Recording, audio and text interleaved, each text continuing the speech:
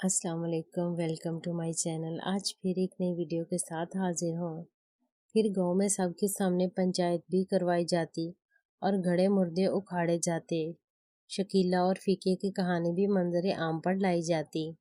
تب حیا سے سب کے سامنے بیان لیا جاتا جو چودھری خاندان کے عزت کے تابوت میں آخری کیل ثابت ہوتا۔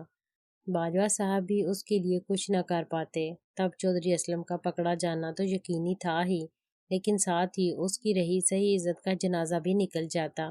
چودھری اسلم کی جانب سے جوش میں آ کر اٹھایا گیا ایک قدم تمام معاملات کو خراب کر سکتا تھا۔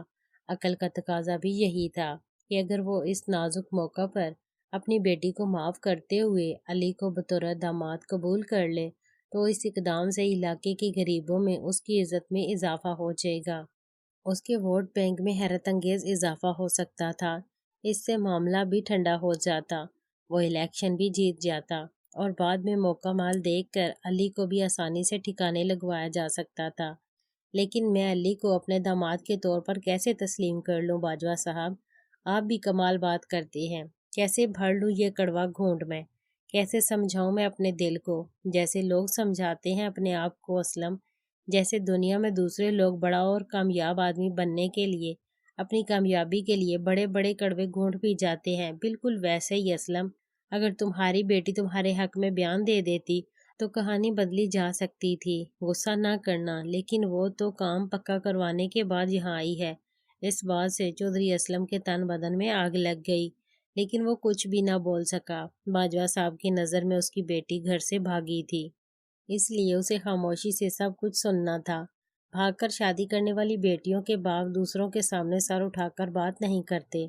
چودھری اسلم سنتا رہا اور باجوہ صاحب اسے سناتے رہے۔ ان کا پلان یہ تھا کہ کسی بھی طرح بس الیکشن خیریت سے گزر جائیں، پھر وہ علی کا قصہ بھی تمام کروا دیں گے۔ چودھری اسلم سے باجوہ صاحب کی وہ ملاقات 2 گھنٹوں پر محیط رہی۔ اسے سمجھاتے رہے اور وہ خالی خولی نظروں سے ان کی باتیں سنتا رہا۔ اس دوران کئی مرتبہ چائے کا دور ہوا تھا۔ ملازم چائے باہر سے ہی ان کو پکڑا کر چلے جاتے تھے۔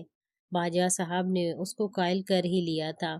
اب ایس پی کو بلا کر اس کے سامنے چودھری اسلم کی اس کی بیٹی سے اور علی سے صلح کروانا تھی۔ باجوہ صاحب نے ایس پی کو آگاہ کر دیا۔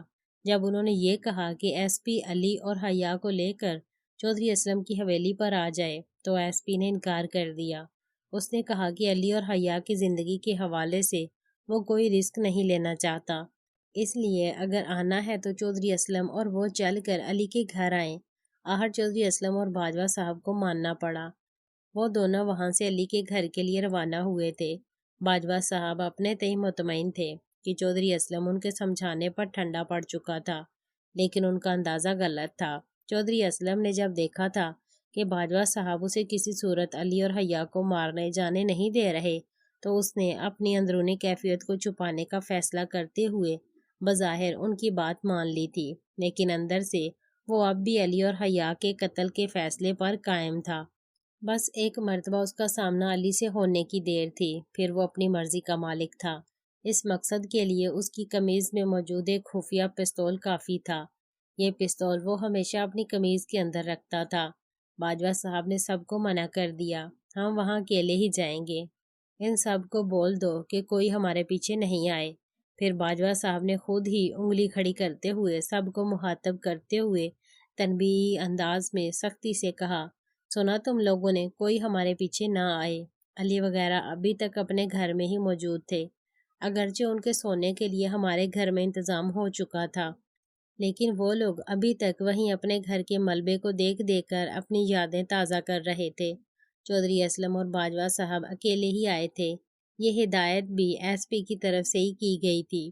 ایس پی نے ان کو خود ویلکم کیا تھا۔ باجوہ صاحب اور چودھری اسلم گاڑی سے اتر کر اس کے سامنے پہنچے۔ چودھری اسلم نے ایس پی کا بغور جائزہ لیا۔ اس کے ساتھ چند پولیس والے بھی کھڑے تھے۔ گاؤں کا ایس ایچ او بھی موجود تھا۔ چودھری اسلم اور باجوہ صاحب کو دیکھ کر اس نے نظریں جھکا لی تھیں۔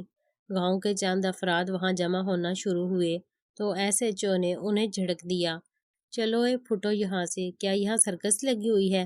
چلو بھاگو یہاں سے۔ اور چودھری اسلم کو لگا تھا کہ یہ جملہ اسے سنانے کے لیے کہا گیا تھا، حالانکہ ایسا نہیں تھا۔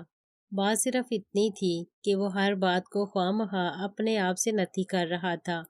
بیٹی کی عدالت میں جا کر نکاح کرنے سے وہ شاید اپنی ہی نظروں میں گرتا جا رہا تھا۔ یہ تمام باتیں اس کے جذبہ انتقام کو مزید بھڑکا رہی تھیں۔ اس نے ہاتھ لگائے بغیر پستول کو جیسے محسوس کیا۔ پستول اس کی قمیض کے اندر سے اس کے جسم کے ساتھ ہی موجود تھا۔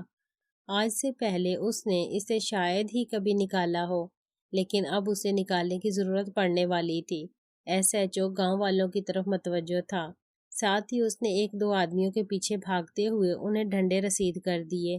اب دو تین پولیس والے بھی آگے بڑھے اور گاؤں والوں کو منتشر کرنا شروع کر دیا۔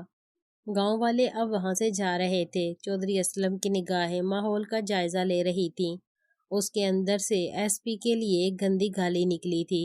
یہ چودھری اسلم کی بے بسی کا اظہار تھا کہ اتنا کچھ ہو جانے کے باوجود چاہتے ہوئے بھی وہ کچھ نہیں کر پا رہا تھا، بس دل ہی دل میں گالیاں بک رہا تھا۔ آئیں چودھری صاحب، امید ہے کہ آپ… باجوہ صاحب نے درمیان میں ہی اشارہ کر کے ایس پی کو خاموش کروا دیا تھا، گویا کہہ رہے ہوں کہ حالات اب قابو میں ہیں۔ ایس پی بھی سمجھ گیا اور خاموش ہو گیا۔ وہ تینوں ایک ساتھ ہی علی کے میدان نما گھر میں داخل ہوئے تھے۔ سامنے علی اور حیا الگ الگ چارپائیوں پر بیٹھے تھے۔ ان کے ارد گرد پولیس والے مستعد کھڑے تھے۔ ایک طرف رانا صاحب اپنی بیگم کے ہمراہ کھڑے تھے، ساتھ ہی علی کا والد بھی موجود تھا۔ میں اس وقت اپنے گھر گیا ہوا تھا۔ حیا اپنے باپ کو دیکھ کر تیزی سے کھڑی ہوئی تھی۔ علی بھی کھڑا ہو چکا تھا۔ رانا صاحب بھی چودھری اسلم اور باجوہ صاحب کو دیکھ کر آہستہ سے چلتے ہوئے ان کی جانب بڑھے تھے۔ علی کا باپ چودھری اسلم کو دیکھ کر اپنی جگہ جیسے پتھر کا ہو چکا تھا۔ چودھری اسلم اور حیا ایک دوسرے کی طرف ہی دیکھ رہے تھے۔ یکدم حیا آگے بڑھی اور چودھری اسلم کے پیروں میں گر گئی۔ مجھے معاف کر دو ابا، مجھے معاف کر دو۔ میں نے تمہیں بہت دکھ دیا ہے ابا، خدا کے لیے مجھے معاف کر دو۔ رب کے واسطے اپنی حیا کو معاف کر دو ابا۔ وہ بولتی جا رہی تھی اور ساتھ ساتھ روئے جا رہی تھی۔ چودھری اسلم خالی نظریں اس کی پشت پر جمائے کھڑا تھا۔ سب لوگ اپنی اپنی جگہ جیسے جم سے گئے تھے۔ پہلے تو کسی کو سمجھ ہی نہیں آیا کہ کیا کرے، کیا کہے۔ آخر باجوہ صاحب نے چودھری اسلم کو کندھے سے ہلایا۔ اسلم، بیٹیاں خدا کی رحمت ہوتی ہیں، ان کی قدر کرنی چاہیے، اور جب وہ رو کر اپنی غلطی کی معافی مانگ لیں تو معاف بھی کر دینا چاہیے۔ چل اب تو بھی اپنی بیٹی کو معاف کر دے۔ اور چودھری اسلم نے چونک کر ان کی طرف دیکھا۔ حیا ابھی تک اس کے قدموں میں گری ہوئی تھی۔ ناول کا اگلا پارٹ بہت جلد اپلوڈ کر دیا جائے گا۔ چینل کو سبسکرائب کر لیں۔ شکریہ۔ اللہ حافظ۔